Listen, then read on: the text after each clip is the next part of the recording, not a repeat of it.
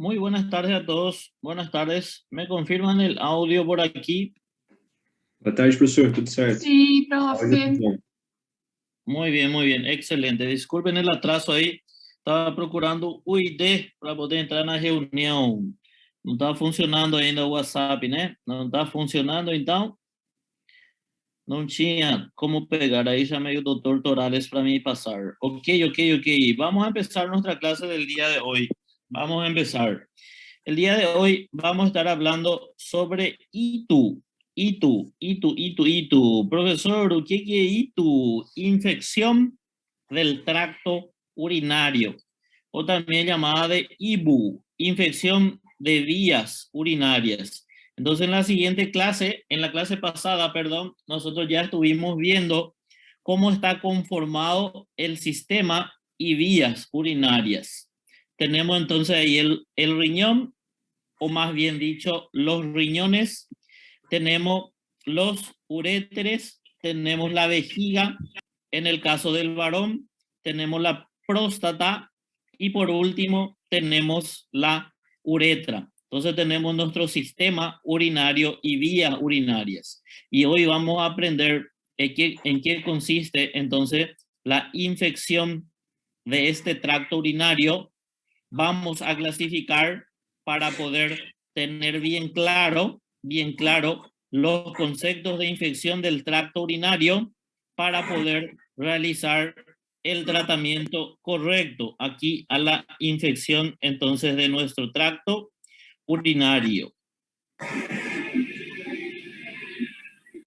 Muy bien, Alexandre está ahí con audio ligado, no consigo desligar aquí, ahí desligó. Ok. Muy bien, cuando hablamos entonces de infección del tracto urinario, consiste en infección del tracto con la presencia y multiplicación de microorganismos. Entonces tienen que tener en cuenta de que el sistema y vías urinarias es un sistema estéril. Eso quiere decir que no contiene microorganismos. Entonces tenemos aquí todo un sistema y vía urinaria que no tiene que contener absolutamente ningún microorganismo. No es como el sistema gastrointestinal, en donde en la parte final terminal se forma la materia fecal y hay ya una cantidad de flora bacteriana normal. En este caso, nuestro sistema urinario no debe presentar microorganismos en su sitio. Es un medio estéril. Entonces, es la presencia de microorganismos patogénicos en el tracto urinario.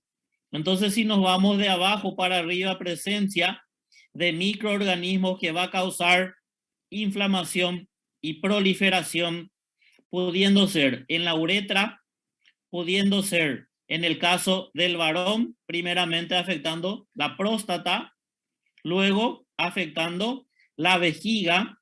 Si subimos un poco más, puede ser el uréter, y si subimos un poco más, puede llegar hasta el riñón. Infección bastante común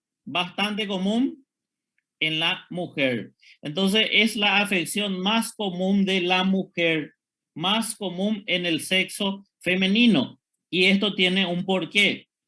En primer lugar, por la anatomía. Recuerden que la uretra de la mujer está cerca de ese canal vaginal, mide en un promedio de 3 a 4 centímetros nada más, y cerquita de ese canal vaginal está el canal anal, por donde va a salir la materia fecal, y dijimos que esa materia fecal es la que va a estar conteniendo mucha cantidad de microorganismos, en este caso bacterias de esa flora local. Lo único que hace falta es que ese contenido de materia fecal vaya hasta esa región, mejor dicho, aquí del canal vaginal, y ahí adherirse al urotelio de la uretra. Entonces, el principal microorganismo que es capaz de realizar de forma fácil esto es la Escherichia coli, que es la bacteria que abunda en el tracto gastrointestinal. Por eso es de lejos el principal agente causal aquí de una infección urinaria. Infección urinaria común en la mujer, excepto en los neonatos, niñitos, varones, donde por ser más largo esta vía, tiene mayor probabilidad de generar malformaciones genitourinarias. Por eso en los niños, varones, neonatos, por la cantidad de malformaciones que presenta, entonces es común en ellos ver más infección urinaria que en el sexo femenino de esta población. Entonces, al pasar entonces la edad de neonato, infección más común ya en la mujer, infección común en la mujer. En los niñitos neonatos entonces va a ser común en el sexo masculino. Ya saben, porque hay mayor cantidad de malformaciones. Y aquí vemos entonces nuestro sistema y vías urinarias. Ahí está el riñón, uréter derecho, izquierdo, vejiga, próstata y la uretra. Masculino. Femenino tiene los riñones, uréter derecho, izquierdo, vejiga y directamente la uretra. Entonces vemos los componentes de nuestro sistema génito urinario en ambos sexos. Cuando hablamos de terminología, nosotros tenemos que entender algunos términos básicos aquí. ¿Qué es una bacteriuria? ¿Qué es una bacteriuria sintomática? ¿Qué es una bacteriuria asintomática? ¿En qué consiste una piuria? Entonces estos son términos básicos que nosotros tenemos que entender. Cuando hablamos de bacteriuria, nada más es de presencia de bacterias en la orina. Bacteriuria sintomática es cuando hay una cierta cantidad de bacteria capaz de producir síntomas miccionales, generando el síndrome miccional que se va a caracterizar aquí por una inflamación uretral que va a causar, principalmente, dijimos, afección en la mujer, va a causar disuria, dificultad para orinar, va a causar polaquiuria, que es cuando orina un poquito de orina a cada rato, y si no está evacuando de forma completa, va a causar tenesmo vesical. Entonces, esta triada, estas manifestaciones son llamadas de manifestaciones de tracto urinario bajo o síndrome miccional. Entonces, cuando nuestro paciente presenta estas manifestaciones, entonces yo tengo un cuadro característico de bacteriuria sintomática, presencia de 100.000 unidades formadoras de colonia por milímetros cúbicos de orina con síntomas miccionales. Si hay esa cantidad de colonias y la persona no tiene síntomas, a eso se le llama de bacteriuria asintomática. Y cuando nosotros hablamos de piuria, quiere decir presencia de leucocitos en orina. Estos son términos básicos que nosotros tenemos que conocer. Y aquí algo muy importante donde vamos a clasificar la infección del tracto urinario. Hay una gama, una serie de clasificaciones, pero la más importante aquí es definir la localización anatómica, en donde la vamos a clasificar de ITU baja o infección del tracto urinario bajo, infección del tracto urinario alto o ITU alta. Cuando nosotros hablamos de infección del tracto urinario bajo, lo más bajo posible, que es lo primero que puede generar inflamación e infección, la uretra. Entonces eso se llama uretritis. Por encima tenemos la vejiga, inflamación de la vejiga recibe el nombre de cistitis. Y en el varón, como está la próstata, también se puede desencadenar un proceso inflamatorio e infeccioso, una prostatitis. Entonces, cuando hablamos de infección del tracto urinario bajo, es uretra y vejiga.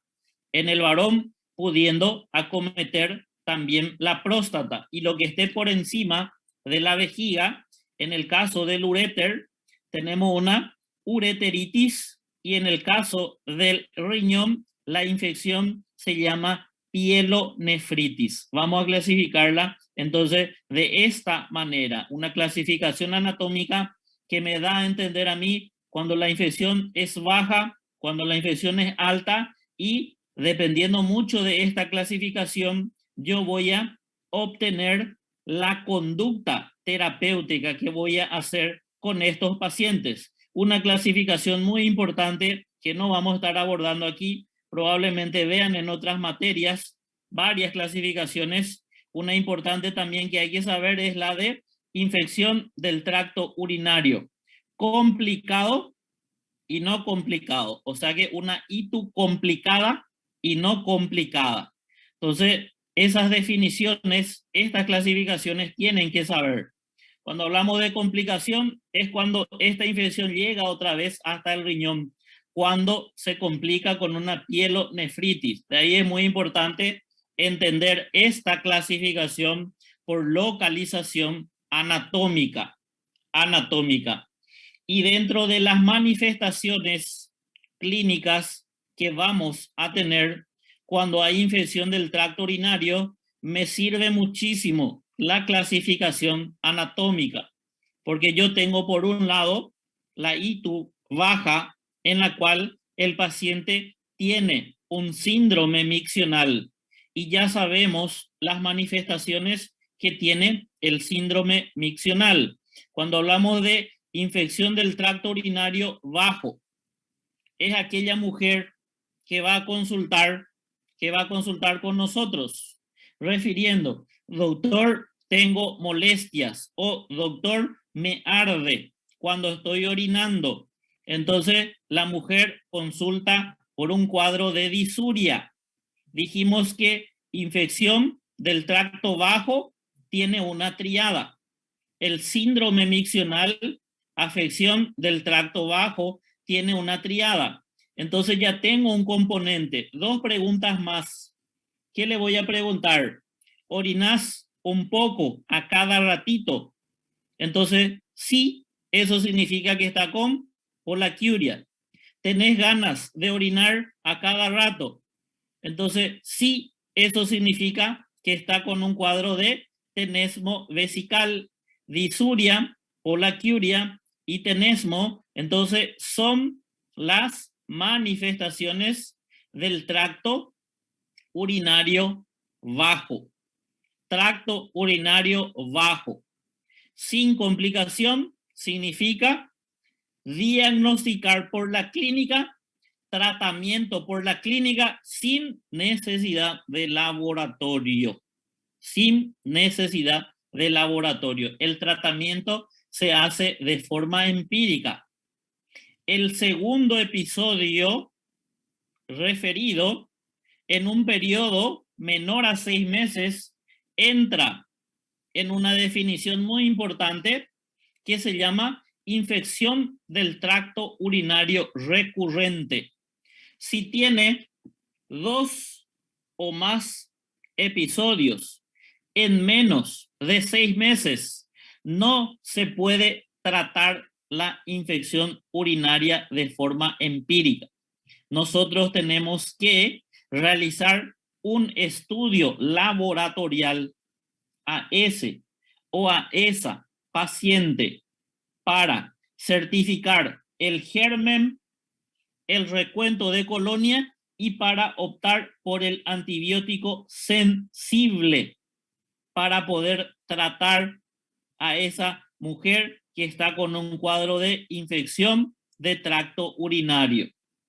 Entonces, infección de tracto urinario bajo, primer episodio, no complicado, tratamiento empírico. A partir del segundo episodio o si debuta con una infección del tracto urinario complicado o alta, entonces se requiere de un estudio laboratorial, padrón oro, para realizar el diagnóstico aquí del germen colonia y elegir el antibiótico. Se llama urocultivo o cultivo de orina. Cuando nosotros tenemos que nuestro paciente tiene una infección del tracto urinario alto, una ITU alta, yo tengo manifestaciones: disuria, polaquiuria, tenesmo, una ITU baja, y aquí ya se me quedó el más, una ITU baja más dos manifestaciones más. Si esa inflamación e infección llega al riñón, entonces yo puedo hacer una maniobra de Giordano, donde voy a dar una pequeña, leve percusión a nivel de la región lumbar. Entonces, si ese riñón está inflamado, va a doler. Entonces, eso se agrega aquí en la infección del tracto urinario alto. Dolor lumbar a la percusión, Giordano positivo. Y si ese proceso inflamatorio llega hasta el riñón está muy vascularizado. No así la uretra y la vejiga. Cuando la inflamación, infección se localizan en uretra y vejiga, no hay fiebre. Generalmente no hay fiebre porque la uretra y la vejiga no tienen una buena vascularización. No quiere decir que nunca va a haber. En medicina no existe el término nunca. Entonces, generalmente no hay manifestación de fiebre. Infección del tracto urinario bajo, porque hay poca vascularización aquí de mi uretra y mi vejiga. Pero el riñón sí, porque el riñón maneja gran contenido de volumen de sangre, 22% de la volemia, entre 1100 a 1200 ml de sangre por minuto.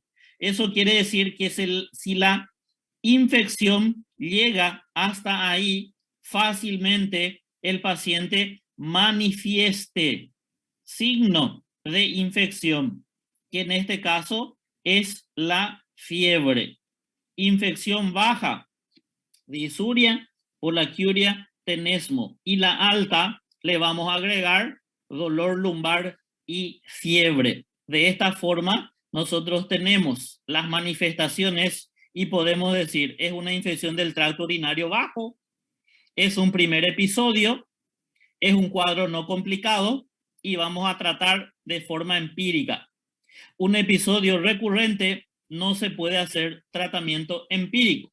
Se tiene que buscar el agente y el antibiótico ideal para nosotros concluir entonces bien el tratamiento ante la infección del tracto urinario. Las vías por las cuales puede haber infección, la vía más común es la vía ascendente. Entonces la Escherichia coli, que es el agente común y corriente en la génesis de infección urinaria, puede adherirse al urotelio, porque las fimbrias aquí de la Escherichia se van a adherir fácilmente al urotelio. Entonces aquí pueden anclarse al urotelio y posteriormente ascender uretra, generar inflamación en la uretra, llegar en la vejiga y generar inflamación de la estructura vesical. La ascendente es la más común y las bacterias del tracto gastrointestinal son las que van a contener a las bacterias más comunes que desarrollan la infección del tracto urinario. Para eso deben colonizar el canal vaginal, tienen que colonizar aquí la uretra para posteriormente ascender. Si no hacemos nada, eso va a subir por el uréter y eso va a llegar en algún momento hasta el riñón. Por la sangre, vía hemática, también puede haber un proceso infeccioso, inflamatorio de la vía o del sistema génito urinario, pero la hemática no es muy común tener infección del tracto urinario que llegue por el torrente sanguíneo, poco común. Recuerden que la sangre no contiene microorganismos, o sea que nosotros vamos a tener que tener una bacteremia que se dirija hasta el riñón para posteriormente desencadenar una infección de vía urinaria. Y en este caso, el estáfilo es el agente común que puede causar este fenómeno de infección de vía urinaria. Hemática no es muy común. La linfática también puede producirse cuando un órgano que está cerca del sistema genitourinario está con un proceso infeccioso. Entonces, por vía linfática puede pasar de ese órgano afectado a mi vía urinaria. Diseminación de bacterias por órganos adyacentes infectados. Estas son las maneras entonces de desencadenar una inflamación e infección de vía urinaria. Común es la vía ascendente. Y microorganismos que puedan causar la infección, en primer lugar tenemos nosotros a la Escherichia coli, el microorganismo que abunda el tracto gastrointestinal. La Klebsiella también forma parte. Proteus también forma parte. Y la Pseudomonas ya va a ser un germen intrahospitalar. Y recordando ahí que Pseudomonas es una bacteria principalmente del ambiente de terapia intensiva. Entonces recuerden que los gérmenes del hospital no van a ser igual que otros gérmenes. Van a ser gérmenes mucho más agresivos. Gérmenes mucho más agresivos que para nosotros tratar esa infección de ese tracto urinario vamos a tener que ser también más agresivos en el tratamiento de la infección del tracto urinario aquí por gérmenes intrahospitalares y peor los gérmenes de la terapia intensiva. Diagnóstico. ¿Cómo diagnosticamos infección del tracto urinario? Como toda enfermedad, como toda patología, el diagnóstico es clínico. Por eso tienen que saber bien las manifestaciones clínicas que tiene el paciente con infección del tracto urinario.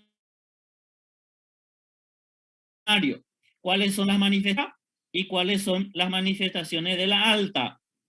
Si yo tengo el diagnóstico, ¿qué voy a hacer con ese paciente que está con diagnóstico? Si yo tengo el diagnóstico, primer episodio,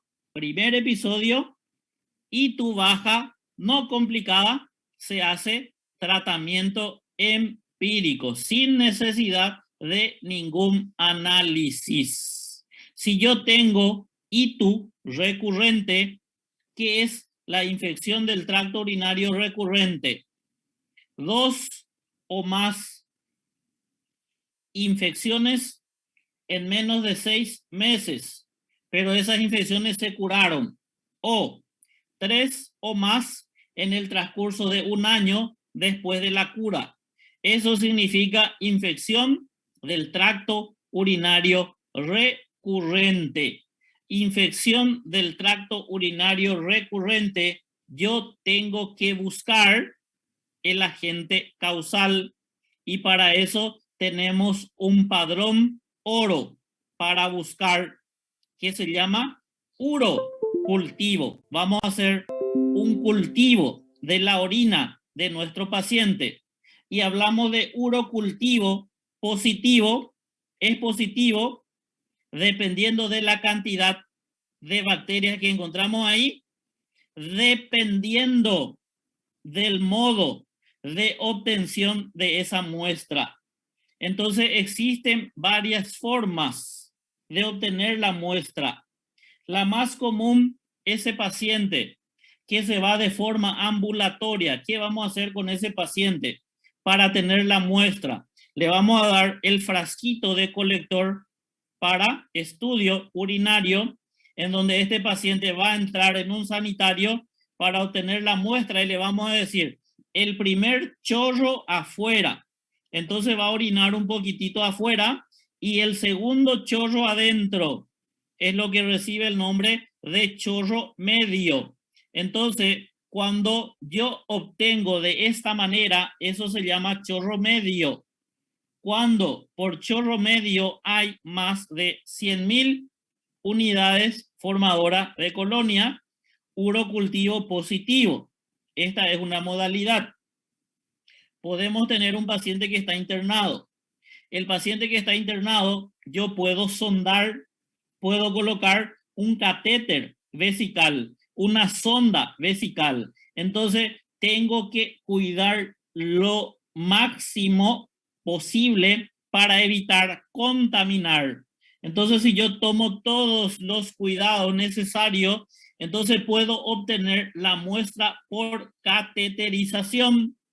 Entonces, por catéter, por sondaje, se habla de urocultivo positivo cuando viene 100 unidades formadoras de colonia. Por eso ustedes tienen que especificar cómo obtenieron la muestra al laboratorio. Fue por chorro medio, más de 100.000, entonces es un componente urocultivo positivo.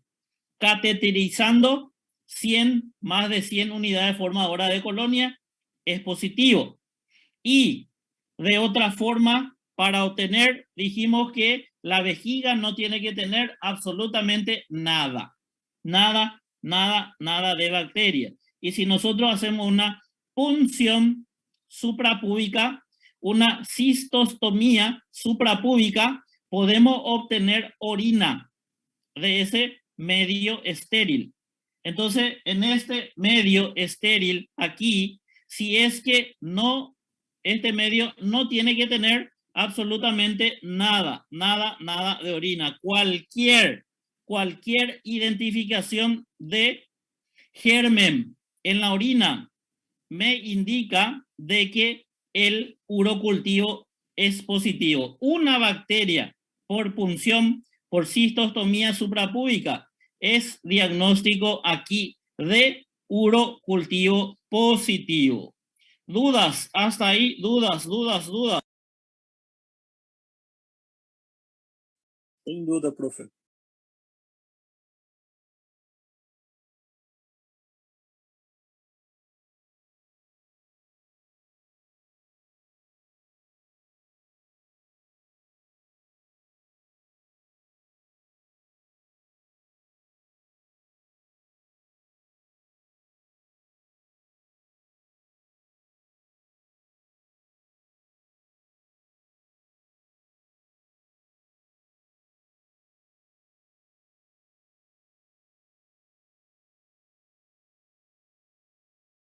Bien, seguimos.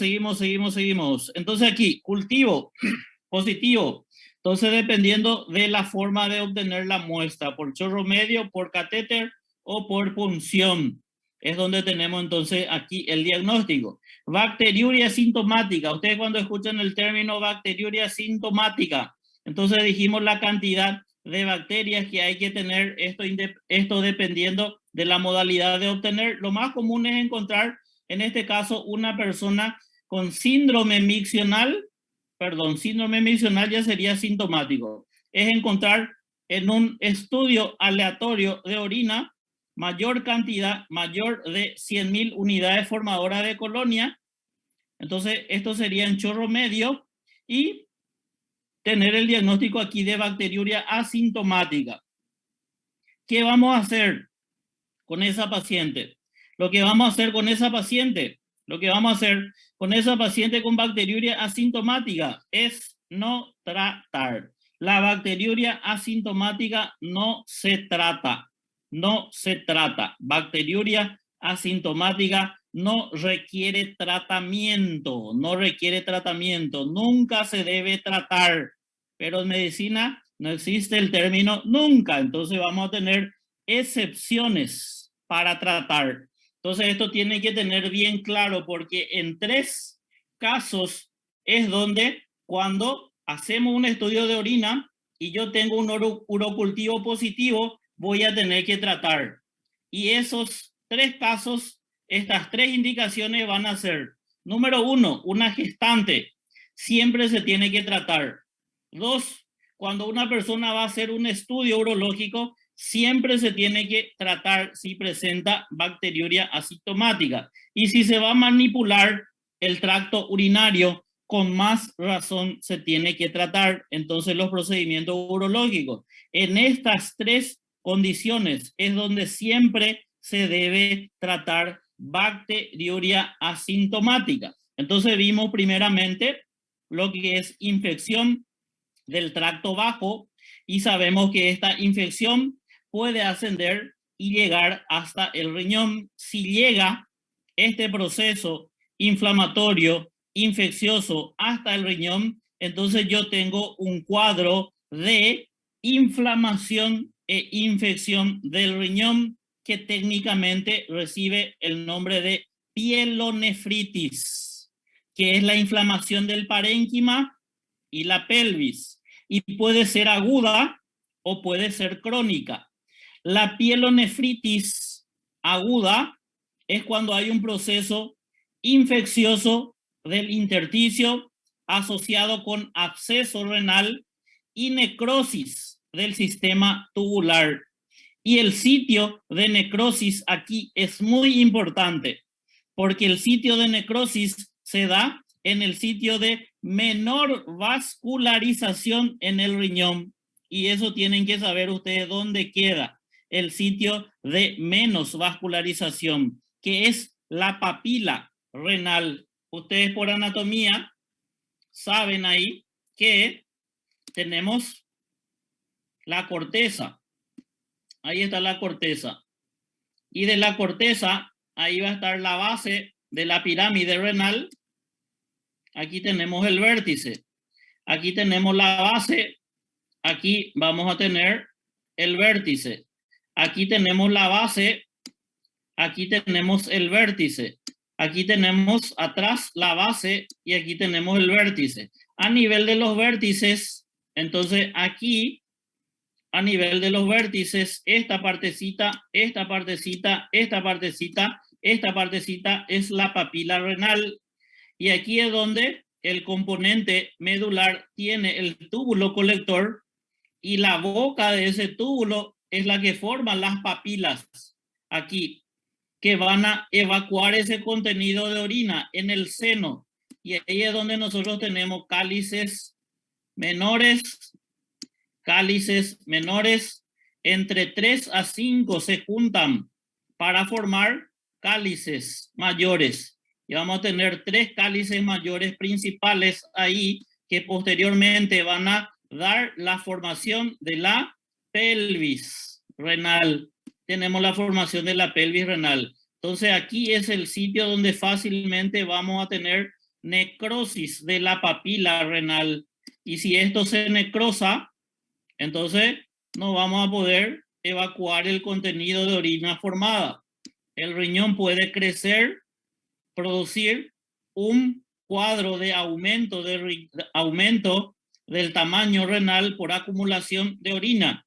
Eso se llama hidronefrosis, que cuando aumenta la presión que hay en la cápsula de Bowman, va a dejar de producir orina este riñón. Entonces esto le va a llevar a desarrollar una disminución de tasa de filtrado glomerular. Las bacterias, ya sabemos cuáles son las bacterias aquí implicadas en la génesis de infección del tracto urinario. Las positivas, las gram positivas, también pueden desencadenar entonces infección del tracto. Y luego, cuando nosotros tenemos aquí una necrosis de la papila renal, que es la complicación que puede tener la pielonefritis aguda, hablamos de una pielonefritis necrosante o necrotizante. Entonces, común en los pacientes que son diabéticos. Entonces, generan cuadros de obstrucción por el mecanismo que ya describimos recientemente. Y la presentación, entonces, cuando hay una presentación en forma brusca, el paciente va a retener la orina, va a haber un proceso infeccioso ahí, eso desencadena escalofrío, fiebre, cefalea, dolor lumbar, sensibilidad en la fosa renal, irritación de la vejiga, disuria. Recuerden que cuando hay infección del tracto urinario en aquel paciente añoso, puede tener manifestaciones de alteración del sensorio. Por eso es que cuando tienen un abuelito que tiene alteración del estado de conciencia, eso puede ser una infección del tracto urinario. Infección común que se da también en estos pacientes o en esta población de pacientes. Tenemos vesical y poliaquiuria, entonces van a ser también las manifestaciones aquí de la pielonefritis necrotizante. El desarrollo de papilitis necrotizante implica un pronóstico grave. Los pacientes presentan evidencia de sepsis junto con el desarrollo de una insuficiencia o injuria renal. Hay que intervenir eso y el tratamiento se hace con antibióticos. Entonces esa es la pielonefritis aguda y su complicación. Y la crónica es cuando el sistema, o mejor dicho, la vía urinaria, inicia un cuadro de deformación. Entonces hay un proceso progresivo que consiste en la cicatrización. En la cicatrización se va cicatrizando la lesión y eso lleva a deformar los cálices. Y la pelvis renal, pielonefritis crónica, es cuando hay cicatrización y deformación de cálices y pelvis. Tenemos un cuadro también de pielonefritis obstructiva crónica asociada a inflamación y cicatrización que conducen a pielonefritis crónica, que es una entidad que puede llevar a enfermedad renal crónica, así como la diabetes. Diabetes común, el progreso a una enfermedad renal crónica. Cuando hay una enfermedad renal crónica, nosotros hablamos de muerte de las nefronas. Aquí el agente causal o la génesis para esto es el reflujo vésico-ureteral asociado a infecciones recurrentes del riñón. Esa es la causa más común de la vejiga, ese reflujo de orina con proceso infeccioso. Eso es lo que causa de forma común la pielonefritis crónica. Entonces puede evolucionar a enfermedad renal crónica. Dentro de las manifestaciones que vamos a tener, poliuria, nocturia, orina más por la noche, proteinuria, puede haber hipertensión arterial grave porque sabemos que el riñón es el órgano encargado aquí de regular la presión arterial. 11 a 20% de los casos evoluyen entonces a nefropatía terminal. Y luego tenemos nefropatía por fármacos. Entonces hay fármacos que pueden dañar el riñón. Esos fármacos que agreden fácilmente al riñón son llamados de fármacos nefrotóxicos. Y aquí es donde en la siguiente clase van a estar viendo lo que es el daño producido en el riñón, la lesión producida en el riñón, llamada injuria renal, que puede ser prerrenal en los casos de hipovolemia, poca perfusión, puede ser intrarrenal, afección directamente intrínseca en el riñón, y hay fármacos que agreden directamente al riñón y son estos fármacos los que causan nefropatías, entonces por nefrotoxicidad. Y luego está la injuria postrenal. Eso van a ver en la siguiente clase. Aquí vamos a estudiar netamente las intra. Los riñones están funcionales ocasionados por exposición de las sustancias farmacológicas. Los riñones actúan transformando entonces los metabolitos de los fármacos para poder expulsar eso. Entonces hay fármacos que pueden agredir fácilmente al riñón y todo esto depende con la edad del paciente.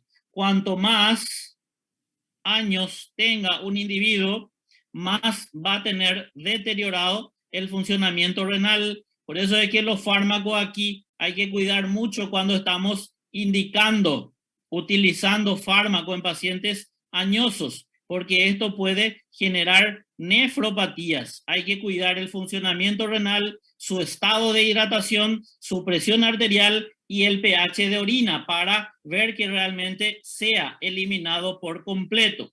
Los ancianos son los más vulnerables aquí, porque en esos pacientes tenemos disminución del funcionamiento renal y la nefrotoxicidad va a estar aumentada siempre que nosotros asociemos fármacos aquí que tengan entonces una afección directa a nivel del riñón. Entonces, si yo doy 2 medicamentos que son nefrotóxicos, obviamente que el daño va a ser más grave en estos individuos. Fármacos, entonces van a afectar el riñón porque obstruyen el flujo de orina y disminuyen el flujo sanguíneo, porque causan una lesión directa de la estructura túbulo intersticial o porque generan un cuadro de reacción de hipersensibilidad. Estos van a ser los mecanismos. Y algunos fármacos que pueden dañar son los diuréticos, algunos medios de contraste, algunos inmunosupresores, antiinflamatorios no esteroideos. Entonces, esos son los fármacos que pueden ocasionar lesión directa de la estructura renal. Entonces, esta lesión comienza generalmente después de unos 15 días, 2 semanas de estar utilizando estos medicamentos. Y las manifestaciones que puede tener un individuo son fiebre, eosinofilia, hematuria, proteinuria, exantema cutáneo. Entonces, el fármaco puede llevar, como dijimos, a una injuria renal. En este caso, será una intrarrenal la que va a estar causando entonces la alteración estructural anatómica dentro del riñón. Otra entidad que tenemos que conocer bien, 2 más y vamos a concluir. La nefritis aguda y la nefritis crónica. En la nefritis aguda nosotros tenemos reacciones de hipersensibilidad por fármacos. Hacen inflamación del sistema túbulo intersticial. Entonces producen lesión del túbulo y el intersticio. Las drogas que hacen fácilmente esta lesión son las sulfas, meticilina, diuréticos tiacídicos. Nefritis aguda tiene la característica que puede remitir. Nefritis aguda, estos medicamentos, yo corto el medicamento y fácilmente hay una regresión de la enfermedad. Puede pasar inadvertida en estadios iniciales. Y por último, la nefritis crónica. Nefritis asociada con la ingesta persistente de analgésico, principalmente antiinflamatorio no esteroideo. Puede llevar a nefritis crónica. Está asociada a aspirina, cafeína, paracetamol, antiinflamatorio no esteroideo y las prostaglandinas. Entonces llevan al desarrollo de nefritis crónica. Los más añosos son los más vulnerables debido al deterioro de la función renal por la edad. Los deshidratados con disminución de la volemia también van a tener una buena agresión y los que tienen una insuficiencia renal preexistente, como los diabéticos, entonces también van a tener una lesión más agregada aquí, entonces por la utilización aquí de estos medicamentos generando un cuadro de nefritis crónica. Muy bien. Entonces, esto es la clase del día de hoy. Espero que todos hayan comprendido bien. Tema muy, muy fácil. Tema que constantemente se aborda en la práctica clínica y tema que tenemos que conocer muy bien para nosotros poder entonces realizar un correcto diagnóstico y tratamiento en nuestros pacientes. Vamos a ver si es que tienen alguna duda, alguna pregunta y ya encerramos nuestra clase del día de hoy. ¿Dudas?